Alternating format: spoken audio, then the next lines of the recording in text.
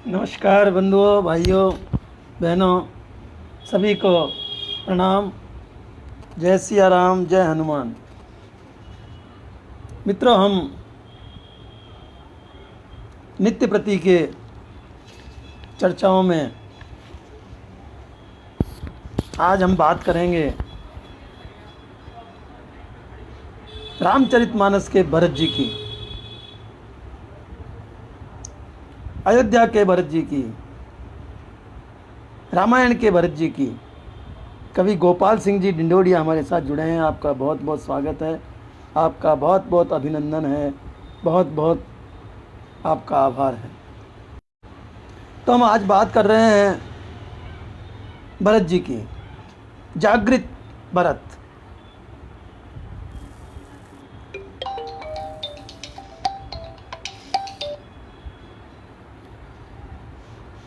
परम ब्रह्म परमात्मा जिन्होंने अयोध्या में जब श्री राम के रूप में जन्म लिया तो मनु शत्रुपा को दिए हुए वरदान के अनुसार उनके भाइयों के रूप में उन्हीं के अंश भरत, लक्ष्मण और भरत के रूप में अवतरित हुए। अनसन सहित देह धरि ताता, करिहउँ चरित भगत सुखदाता।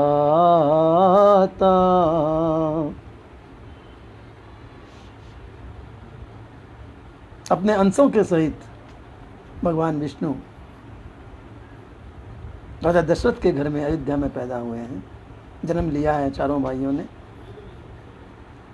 तो अंश स्वरूप अवतरित ये तीनों ही भ्राता प्रभु श्री राम के अनन्य भक्त थे। होते भी जब उनका ही अंश थे तो उनके भक्त होना लाजमी है।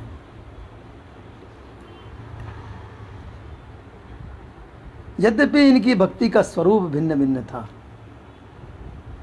लक्ष्मण जी जहाँ प्रभु श्री राम के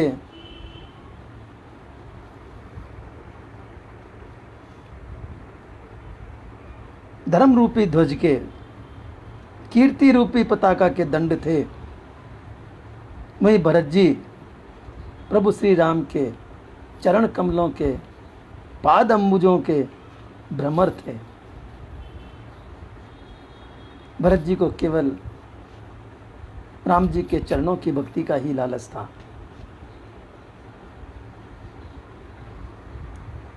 छोटे भैया शत्रुघ्न के विषय में गोस्वामी तुलसीदास जी ने तो चाहे संक्षेप में ही कहा हो, लेकिन बहुत कुछ कह दिया है। पूरी रामायण में शत्रुघ्न ही एक ऐसे पात्र हैं जिनके बारे में तुलसीदास जी ने बहुत कुछ कहा, बहुत कुछ कम कहा है। लेकिन जो कुछ भी कहा है वो थोड़े में ही बहुत कुछ कह दिया है। श्री राम जी के परम भक्त श्री भरत जी श्री राम जी के अनुयायी भी थे। वनवास की अवधि में श्री भरत जी जब नंदीग्राम में तापस वेश में रहने लगे तो अयोध्या के राजकार्य का सारा भार भैया शत्रुघ्न पर ही आ गया। ऐसे में उनके मन की व्यथा भला कौन जान सकता है, कौन समझ सकता है? क्यों कि शत्रुघ्न को राजसी वस्त्र पहनना भी अच्छा नहीं लग रहा था। तीनों भाई वन में थे। राम लक्ष्मण तो माता पिता के वचनों से वन में गए थे, लेकिन भरत जी राम लक्ष्मण के अनुयायी होने के कारण अयोध्या से बाहर नंदीग्राम में अपनी कुटिया बनाकर रहा करते थे। तो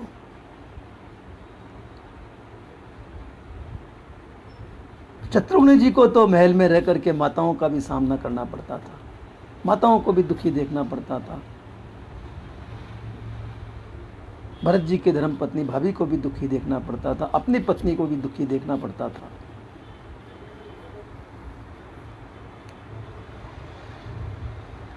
वे माताएं जिनके चारों पुत्र तपस्वी हो गए थे, उनका दुख यदि कोई देख सकता था, समझ सकता था, तो वो केवल शत्रुघ्न ही थे। क्या बीतती होगी उनके मन में, उनके हृदय पर क्या गुजरती होगी। इस कारण शत्रुघ्न जी को अनिच्छा से ही राजसी वेश धारण करना पड़ रहा था, वरना उन्हें राजसी वस्त्र अच्छे नहीं लगते थे। लेकिन क्योंकि राजकार्य का काम करना था, कार्य करना था, इसलिए राजसी वस्त्र पहनना भी आवश्यक था। लक्ष्मण जी का तो मत था कि राम के बिना सारा जगत ही उनके लिए निस्सार है। वे तो स्पष्ट कहते हैं कि गुरु पितु मातु न जानई काहू, कहूँ सुभाव नाथ पति आहू। मैं ना गुरु को जानता हूँ, न माता को जानता हूँ, न पिता को जानता हूँ, किसी को नहीं जानता हूँ। मैं केवल मेरे बड़े भैया राम को जानता हूँ। मेरा स्वभाव राम जानते हैं, मैं राम का स्वभाव जानता हूँ, भैया का स्वभाव जानता हूँ। जह लगी जगत स्नेह समगाई, प्रीति प्रतीति निगम निजु गाई। सारे जगत की जो लाग लपेट है, जो प्रीत है, प्रतीति है, ग्रंथ जो कह रहे हैं, ये सब मेरे लिए तो मोरे सबई एक तुम स्वामी, दीन बंधु और अंतर जामी। मेरे तो जो कुछ भी हैं आप हैं। हे प्रभु, हे दीनदयाल, हे अंतर्यामी, आप मेरे मन की बात जानते हैं। मेरे तो जो कुछ है वो सब आप ही हैं।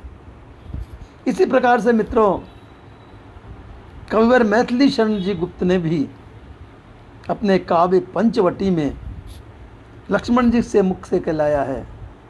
लक्ष्मण जी के मुख से ये कहलाया, क्या कहलाया है कि माता पिता और पत्नी की, धन की, धाम धरा की भी, मुझे न कुछ भी ममता व्यापी, जीवन परंपरा के भी एक, किंतु उन बातों से क्या, फिर भी हूँ मैं परम सुखी। यहाँ तक कि उन्होंने जो एक शब्द कहा है, वो एक शब्द उन्होंने भगवान राम के लिए कहा है कि सारा संसार मेरे लिए राम है, सारे संसार की दौलत मेरे लिए राम ही है। ये मैथिली शरण जी गुप्त ने भी अपनी काव्य जो रचना थी पंचवटी, उसमें उन्होंने लक्ष्मण जी से भी ये बात कहला दी है।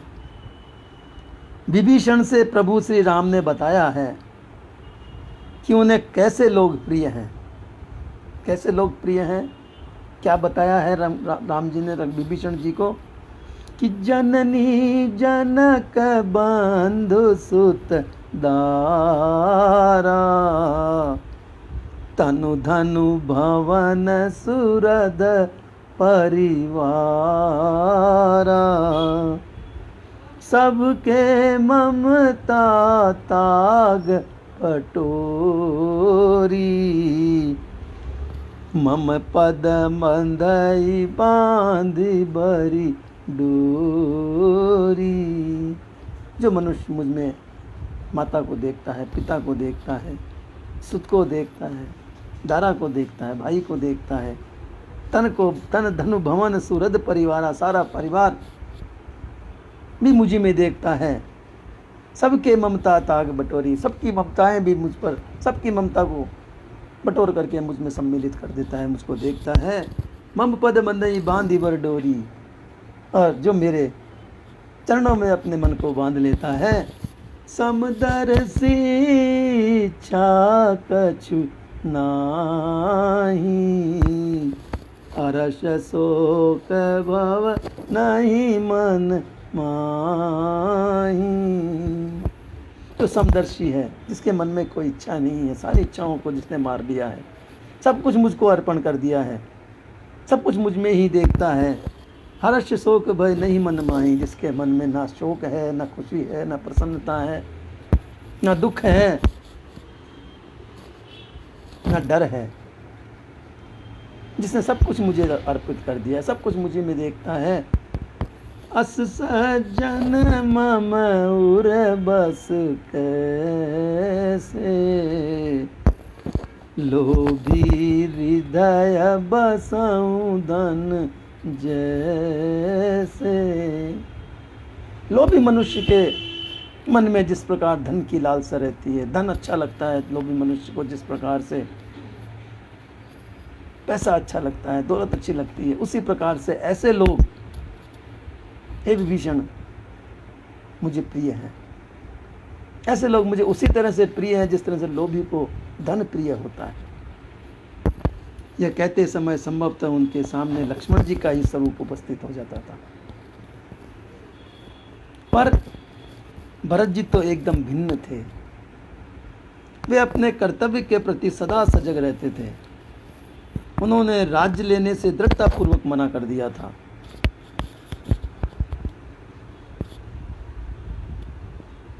और निश्चय किया कि वे चित्रकूट जाएंगे। उनका विश्वास था कि वे प्रभु श्री राम को अयोध्या वापस लेकर के आ सकेंगे और राज्य की बागडोर उन्हीं को सौंप देंगे। उनके साथ सारा राज परिवार, गुरु वशिष्ठ और प्रजाजन भी चलने को तैयार हो गए। भरत जी का मानना था कि सारी संपत्ति राम की है और उसका समुचित प्रबंध भी आवश्यक है। तो गोस्वामी तुलसीदास जी ने भरत जी की मनोदशा का बड़ा ही सुंदर चित्र खींचा है। और तुलसीदास जी ने रामचरितमानस में लिखा है कि भरत जाई घर कीन विचारु, नगरु बाजी गज भवन भंडारू। भरत जी जा तो रहे हैं और भरत जी के साथ सारी प्रजा जा रही है, माताएं जा रही हैं, गुरु लोग जा रहे हैं, मुनि वशिष्ठ जा रहे हैं। लेकिन अब भरत जी को चिंता ये लगी कि ये जो राज्य पीछे छोड़ रहे हैं, इसकी रक्षा कौन करेगा। ये भगवान राम का राज्य है, इसकी रक्षा करने के लिए तो कोई चाहिए। मैं चाहता हूँ कि ये राज्य वैसे कि वैसे बिना किसी प्रकार की क्षति पहुँचे मैं भगवान राम को संभला सकूँ। तो मन में ही सोच रहे हैं संपत्ति सब रघुपति के आही, जो बिन जतन चला तज ताही। तो परिणाम न मोरी भलाई, पाप शिरोमणि साईं दोहाई। वैसे तो सारी संपत्ति भगवान की है, रघुराई की है, राम जी की है। जो बिना जतन चलो तज जाई, अगर मैं इसको बिना जतन किए, बिना संभलाए किसी को, बिना इसकी रक्षा किसी को छोड़कर चला जाऊंगा तो परिणाम न मोरी भलाई। तो इसका अगर जैसा परिणाम होगा, कोई गलत परिणाम होता है तो उसमें मेरी भलाई नहीं। अस विचार सुचि सेवक, करई स्वामी हित सेवकु सोई। दूषण कोटि देई किन कोई। सेवक का काम होता है कि वह उसकी रक्षा करे, अपने स्वामी के भले की सोचे। और फिर भी अगर होता है, गलत करता है सेवक कोई कार्य, तो फिर किसी को दोष देने से क्या मतलब है। अस विचार सुचि सेवक बोले, जे सपने हूँ निज धर्म न डोले। ऐसा विचार करके भरत जी ने ऐसे सेवकों को चुना उस राज्य की रक्षा के लिए, धन की रक्षा के लिए, हाथियों की रक्षा के लिए, घोड़ों की रक्षा के लिए, सेना की रक्षा के लिए ऐसे सेवकों को चुना जिनका धर्म जो है सपने में भी नहीं विचलित होता है, जिनके मन में कभी बेईमानी आती नहीं है, जिनके मन में कभी दुष्टता घर भी नहीं, स्वप्ने में भी घर नहीं कर सकती है। ऐसे सेवकों को चुन करके कही सब मरम धर्म भल भाका, जो जेहि लायक सोते ही राखा। ऐसे सेवकों को उन्होंने बुला करके चयन करके जो भी जिस लायक था उसे उस स्थान पर नियुक्त कर दिया, उस स्थान की रक्षा के लिए उसे नियुक्त कर दिया। उनकी जिस लायक था, जिस काबिल था, उसे उस स्थान की जिम्मेदारी संभला दी। करी सब जतन राखी रखवारे, राम मातु पहि भरत सिधारे। इस तरह से सुंदर जतन करके राज्य की रक्षार्थ लोगों को, रखवालों को नियुक्त करने के पश्चात भरत जी अपनी माताओं के पास गए और कहते हैं कि भरत ने अयोध्या में ही उचित प्रबंध नहीं किया, वरण मार्ग में भी हर एक की सुविधा का ध्यान रखा। सौंपी नगर सुचि सेवकन, सौंपी नगर सुचि सेवकनी, सादर सकल चलाय, सुमिरि राम सिय चरण तब चले भरत दो भाई। नगर को जो है समझदार सेवकों को, ईमानदार सेवकों को, विश्वासपात सेवकों को संभला करके भरत जी अपनी माताओं के साथ, गुरुओं के साथ, प्रजा के साथ वहाँ से चल दिए हैं। सुमिरि राम सिय शरण तब चले भरत दो भाई। और चलते समय उन्होंने श्री राम जी के पदार बिंदों का ध्यान किया है, उनका सुमिरन किया है, उन्हें याद किया है। और फिर दोनों भाई वहाँ से प्रजा के साथ में, माता के साथ में भगवान को लौटाने के लिए चल दिए हैं। आरत जननी जान सब भरत सने सुजान, कयूं बनावन पाल की सजन सुखासन जान। दुखी माताओं को दुखी देख करके भरत ने प्रेम से माताओं को कहा है कि आप पालकी में बैठ जाइए, सुख से आप हमारे साथ चलिए। माताएं श्री राम के वियोग में दुखी हैं, उनके लिए मार्ग में पैदल चलना दुष्कर और कष्टप्रद है। ये सोच करके भरत जी ने उन सब के लिए पालकियों की व्यवस्था की, परंतु स्वयं श्री राम जी की भांति ही पैदल ही चल रहे हैं। वे कहते हैं कि जब मेरे बड़े भैया, मेरी भावज लक्ष्मण भैया जब पैदल गए हैं तो मैं रथ में कैसे बैठूं, पालकी में कैसे बैठूं, अश्व पे कैसे बैठूं। इस पर कौशल्या जी ने भरत से रथ पर बैठ करके चलने के लिए कहा। अंततः उदार मना भरत जी ने प्रजा के कष्ट को ध्यान में रखते हुए रथ पर चलना स्वीकार तो कर लिया, न कि अपने सुख के लिए, खाली प्रजा को देख करके ही कि मैं अगर नहीं चलूँगा तो माताएं भी नहीं रथ में बैठेंगी, प्रजा भी रथ में नहीं बैठेगी, घोड़ों पर नहीं बैठेगी। इसलिए उन्होंने उन सब के सुख को देखते हुए रथ पर बैठना स्वीकार कर लिया। तुमरे चलत चलहि सब लोग, सकल शोक कृश नहीं मग जोग। हे भरत, तुम्हारे चलने पर ही सब लोग चलेंगे। सकल शोक कृश नहीं मग जोग, सकल दुख जो हमारा जो है वो ठीक है, लेकिन अधिक दुख इस रास्ते में पाना ऐसा उचित नहीं है। सिंहबरेरपुर में पहुंच करके भरत जी ने पुनः सबकी सुधि ली, सबका हालचाल पूछा, सबको संभाला कि कहीं कोई असुविधा में तो नहीं है। देखिए भरत जी अयोध्या में सबको उचित स्थान पर रखवाले रख कर के आए हैं।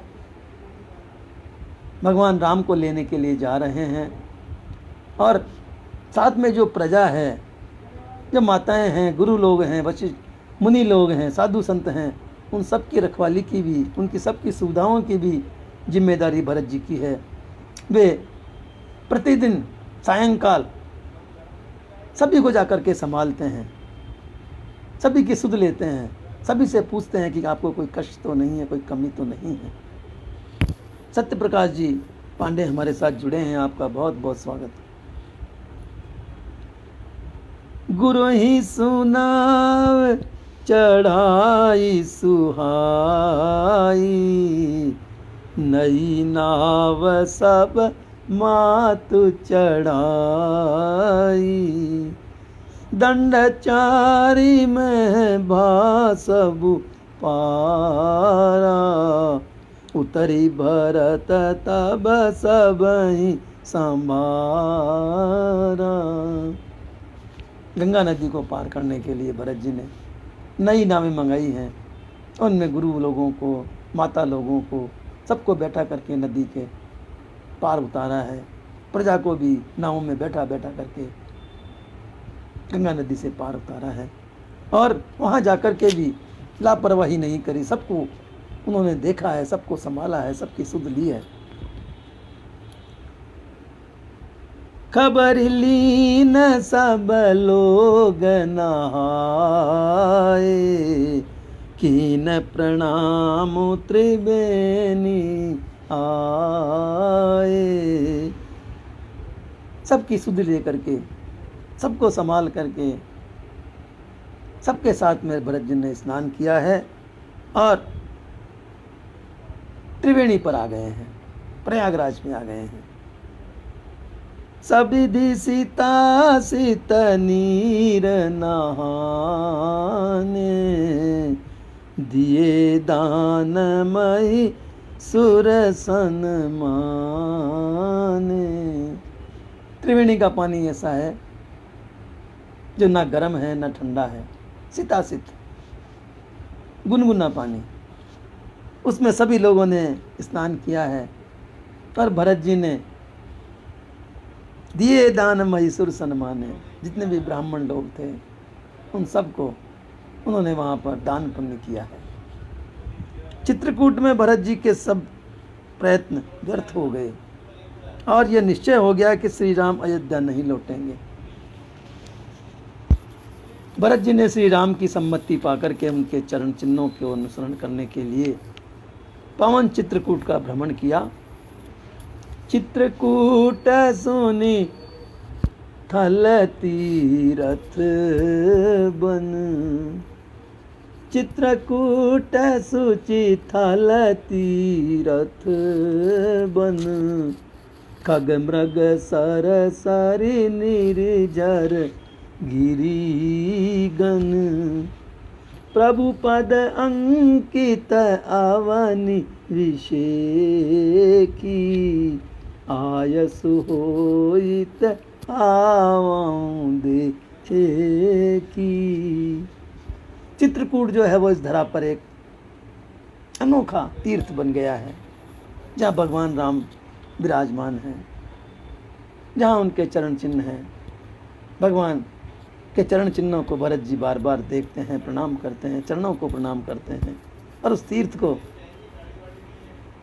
उस अवनी को, उस स्थान को नमन करते हैं। इसके बाद श्री राम के प्रति प्रेम और भक्ति भाव को हृदय में लेकर के उनके राज्य की सुव्यवस्था के लिए भरत जी वापस अयोध्या लौट आए हैं और सहित समाज साज सब सादे, चले राम बन अटन पयादे, कोमल चरण चलत बिनु पनहि, भई मृदु भूमि सकुचि मन मन ही। सारे समाज के साथ में, प्रजा के साथ में, माताओं के साथ में, ऋषि मुनियों के साथ में, गुरु वशिष्ठ के साथ में भगवान श्री राम के भाई भरत जी पैदल ही बिना त्राण, बिना पन्ही पहने हुए नंगे पांव ही जा रहे हैं। और उनके कोमल चरण जहाँ जमीन पर पड़ते हैं, जिस धरती पर पड़ते हैं, वो धरती भी सकुचा जाती है। और भई मृदु भूमि सकुच मन माही, मन में सकुचा करके पृथ्वी भी जो है कोमल हो गई है, नरम हो गई है, मृदु हो गई है। उस कंटक का करी कुराई, कदुक कठोर कुवस्तु दुराई। मही मंजुल मृदु मार्ग कीने, बहत समीर त्रिविध सुख लीने। रास्ते में जो कंकड़ थे, कांटे थे, उन सबको भी पृथ्वी ने वहां से हटा दिया। कटुक कठोर कुवस्तु दुराई, जितनी भी कठोर वस्तुएं थी, कुवस्तुएं थी, उन सबको वहां से हटा दिया है। और मंजुल मृदु मार्ग कीने, सारे रास्ते को उन्होंने कोमल बना दिया है, साफ सुथरा बना दिया है। और साथ में वहां ठंडी ठंडी हवाएं चल रही है, त्रिविध बयार चल रही है, जो शरीर के कष्ट को दूर करती है, मन के कष्ट को दूर करती है, और वहाँ के वातावरण को दूर करती है, शुद्ध करती है। ऐसी हवा वहाँ चलने लगी है, जहाँ से भरत जी नंगे पांव जा रहे हैं, बिना पन्ही जा रहे हैं। सुमन बरसी सुर घन करी छाई, बिटप फूली फली तनु मृदुताई। मृग बिलो की खग बोली सुबानी, से वही सकल राम प्रिय जानी। आदरणीय बहन प्रमिला जी हमारे साथ जुड़ी हैं। आपका बहुत बहुत स्वागत है, आपका बहुत बहुत अभिनंदन है, बहुत बहुत आभार आपका। जय सिया राम, जय हनुमान। तो पृथ्वी भी जो है फूलों के समान नरम हो गई है, सूर्य भी जो है बादलों में छिप गया है, वहाँ घाम नहीं आ रही है, धूप नहीं आ रही है। विटप फूली फल तृण मधुलाई, वहाँ के जो तृण हैं वो भी जो है नरम हो गए हैं, घास को नरम घास की भांति हो गए हैं। और वहाँ मृग जो है वो बार बार आकर के भरत जी को प्रसन्न कर रहे हैं। जितने भी खग हैं वो मीठी बोली बोल रहे हैं, मीठी आवाज़ों से भरत जी को प्रसन्न करने का प्रयास कर रहे हैं। देखे बल तीरथ सकल भरत 5 दिन मान, कहत सुनत हरिहर सुजस गयों दिवस बईसान। इस तरह भरत जी ने वहाँ पर चित्रकूट में 5 दिनों में सारे तीर्थों का, वहाँ जो तीर्थ जितने भी तीर्थ थे वहाँ उन सब के दर्शन कर लिए हैं। और भगवान की कथा कहते हुए, उनके किस्से सुनते हुए, किस्से कहते सुनते हुए जो है उनको सांझ हो गई है, संध्या हो गई। और लौट करके भरत जी ने राज्य का सुप्रबंध किया। उनके इस कार्य में राजा जनक ने भी उनकी पूरी सहायता की। जनक रहे पुर बासर चारी, राज काज सब साज संभारी। सौंपी सचिव गुरु भरत ही राजू, तेरहुती चले साजु सब साजू। भरत जी का अयोध्या में जब भरत जी वापस लौट आए तो राजा जनक भी उनके साथ थे, उन्होंने भी भरत जी को उस राज्य काज को संभालने में सहायता की, उसका प्रबंध करने में जनक जी ने भी सहायता की। और उसके पश्चात कुछ दिन वहाँ रह कर के जनक जी भी वहाँ का सारा प्रबंध देख करके वहाँ के मंत्रियों को संभला करके और चल दिए हैं। सचिव सुसेवक भरत प्रबोधे, निज निज काज पाई सिख होगे। भरत जी ने जो है, जो सच्चे सेवक थे, उनके साथ में सचिवों को भी जो है बुला करके बताया है, उपदेश दिया है, राज्य को सुचारू रूप से चलाने की बात कर रहे हैं, मंत्रणा कर रहे हैं। पर सचिव भी अपना अपना कार्य पा करके अपने को धन्य समझ रहे हैं। पुनि सिख दीनी बोली लघु भाई, करत राज काज बहु भांति। इस प्रकार से सबको अपना अपना कार्य संभालने के पश्चात भरत जी ने अपने छोटे भाई शत्रुघ्न जी को बुलाया है और तीनों माताओं की सेवकाई उनको सौंप दी है कि शत्रुघ्न जी, इन तीनों माताओं की सेवा आप करेंगे, इन्हें कोई कमी नहीं आनी चाहिए, इन्हें कोई कष्ट नहीं होना चाहिए, किसी प्रकार का दुख नहीं होना चाहिए। नित पूजत प्रभु पामरी, प्रीति न हृदय समात, मांगी मांगी आय सुकरत राज काज बहुहान। और नंदीग्राम में भरत जी ने प्रभु राम की पांवरियों को एक सिंहासन पर बैठा दिया है और प्रतिदिन उनसे आज्ञा ले लेकर के राज का कार्य संभाल रहे हैं, राज्य कार्य चला रहे हैं। भक्ति केवल व्यक्तिगत ही नहीं, उसे कार्यों के द्वारा भी प्रकाश में लाना चाहिए।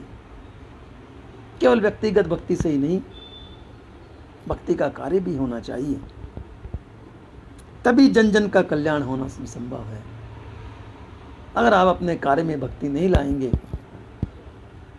तो वो आप तक ही सीमित रहेगी, जन कल्याण के कार्य में ही आएगी। जन कल्याण के कार्य में जब ही आएगी जब वहाँ आप अपनी भक्ति को दर्शाएंगे। भरत जी को भक्ति जगे हुए भक्त की थी,